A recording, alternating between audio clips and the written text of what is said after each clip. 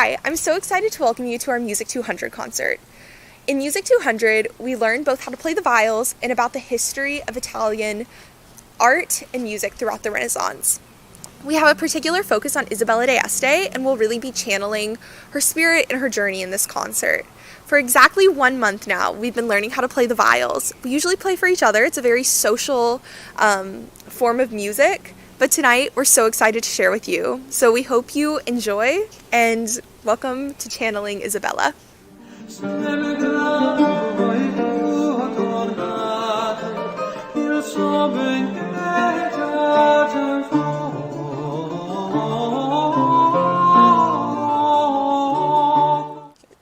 To start off our concert tonight, we have Des Tout Bien Plein.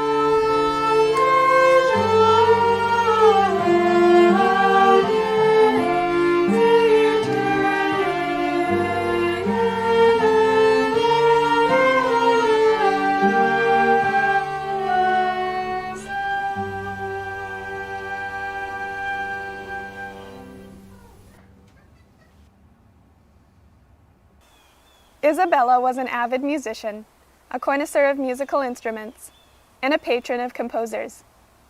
As a member of the nobility, she learned to sing, dance, and play musical instruments as a child.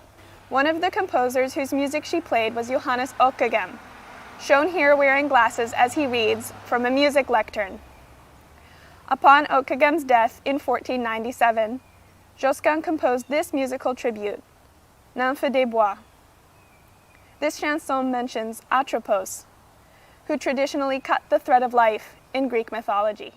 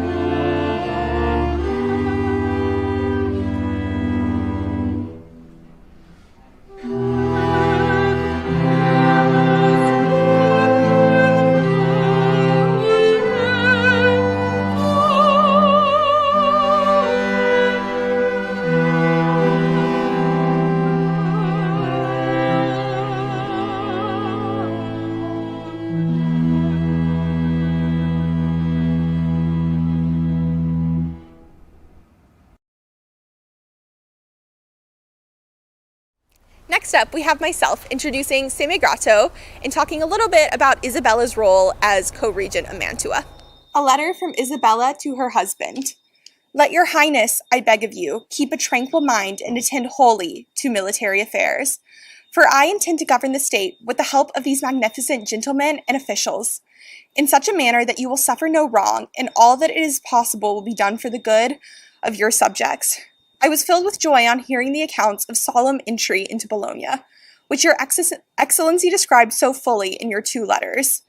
But this evening I am still more delighted to hear that you soon hope to return home. Here I expect you eagerly, since my present condition will not permit of my coming to join you at Bologna.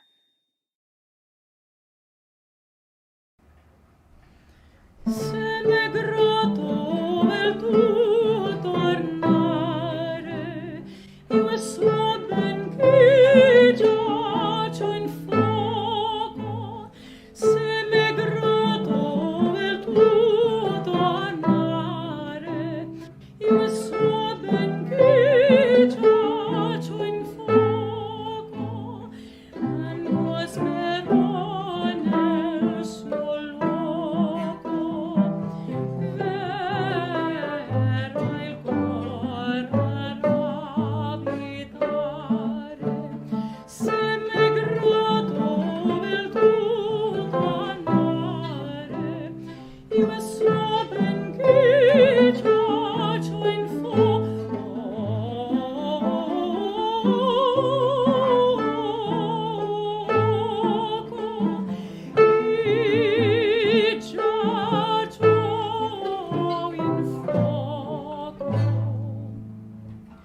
Se già fu privo del lume, son in quell'ora disperso, e il mio piangerò un fiume, or lieto e non sommerso, se è voltato il ciel perverso.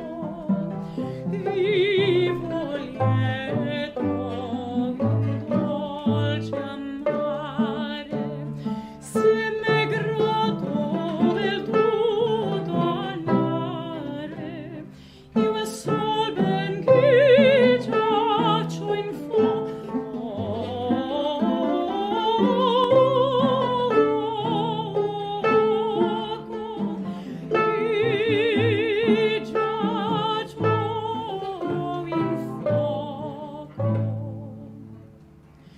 il riposo esser beato, fuor di freudi, fuor d'inganni, mio destin s'è consumato,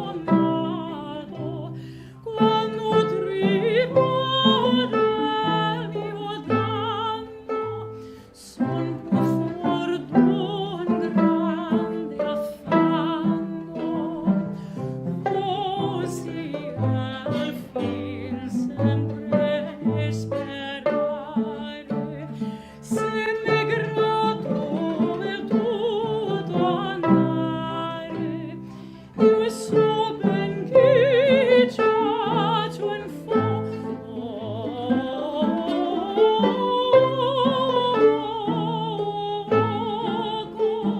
che giaccio in fuoco.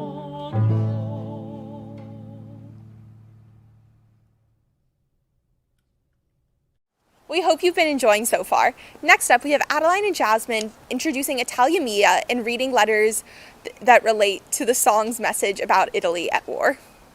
Isabella to her husband. If anyone should write or tell you of disorders of which you have not yet heard from me, you may be certain that it is a lie, because, since I not only give audience to officials, but allow all your subjects to speak to me whenever they choose, no disturbance can arise without my knowledge. From a contemporary witness.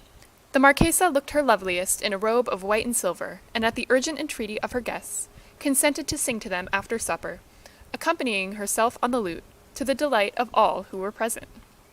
Afterwards, she took the ambassador into her private rooms and discussed political affairs confidentially with him for nearly an hour, in the presence of 2 of her ladies.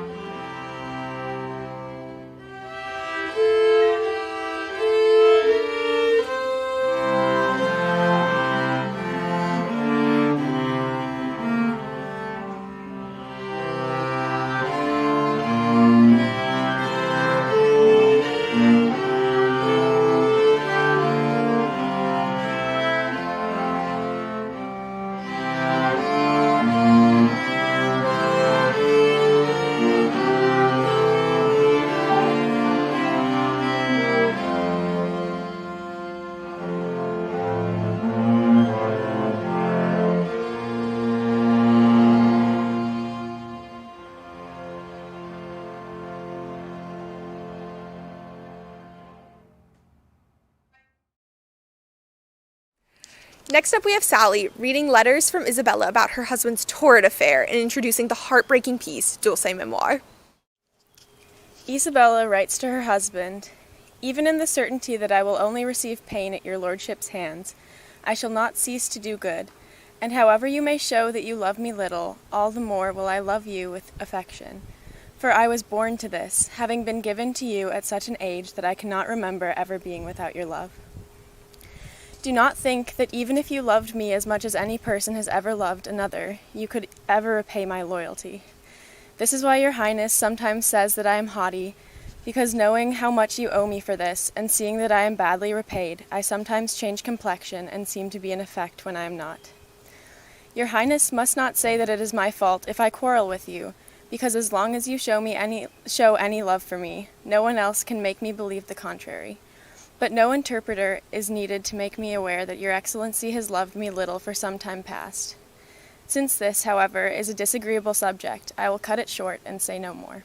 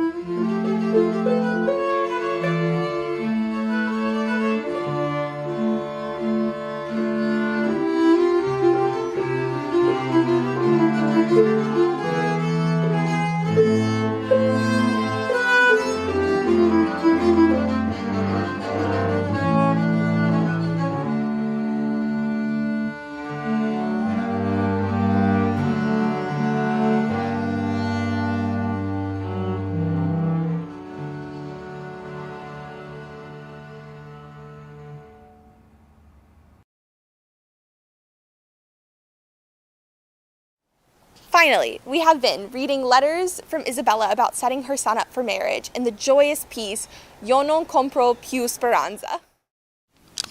Isabella to her son, February 11th, 1524. We have begun negotiations to give you a young Palavincia girl for wife. She is rich, with an income of more than 5,000 ducats a year. If you succeed as we hope, you may consider yourself a fine lord in Italy, with the domination of 4 or 5 large and beautiful castles. Isabella to Castiglione, who is negotiating the marriage on her son, March 5th, 1524. You may be sure that we are not all opposed to your wise and loving advice not to consent in any way to closing the deal if the young lady does not possess her assets free and clear. As we said before, we will not give our son a wife only to find ourselves later with expenses and bother of litigation, nor will we count on things we do not know we and bring about. Io non compro più speranza che gli faccia mercanzia. Io non compro più speranza che gli faccia mercanzia. Adesso io tengo a via quella poca che mi avanza. Io non compro più